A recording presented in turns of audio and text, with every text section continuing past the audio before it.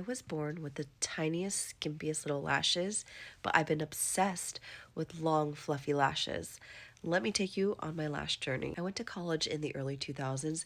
These were my go-tos for any night out. Those MAC lashes plus this glue, that was the combo. And it worked so well, I stuck with this until medical school. And then in 2009, I was on a rotation in New York City and my friend introduced me to this lash extension place. Again, this is 2009, 15 years ago. Lash extensions were unheard of, and this was the only place that I knew of in all of New York City. I loved the experience. You lay down, you fall asleep, and someone massages your legs for you while you're getting your lash extension. Needless to say, I was completely addicted, and all through med school, residency, and fellowship, I did lash extensions. And when I tell you I was doing lash extensions, like I was going all out. I was getting 16mm length, super volume, but my real lashes were too small to support these really heavy extensions. So I was using Latisse to help thicken and strengthen my real lashes just to give some kind of support and foundation for lash extension. I've also tried every single lash trim that you could think of.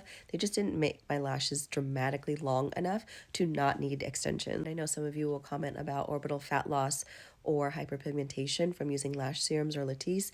It did not happen to me, but it can happen in rare cases. Over time, I was starting to see breakage, and then also you see in the inner corners here, it would not hold any extension at all. They were so skimpy. So I've moved away from lash extensions completely, and this is what I've been doing ever since. So I started with Lashify because it seemed like it was the closest to lash extensions with less damage. I would give these a 7 out of 10. There is a learning curve, but once you figure it out, it's pretty straightforward. The downside is it doesn't last longer than a few days for me.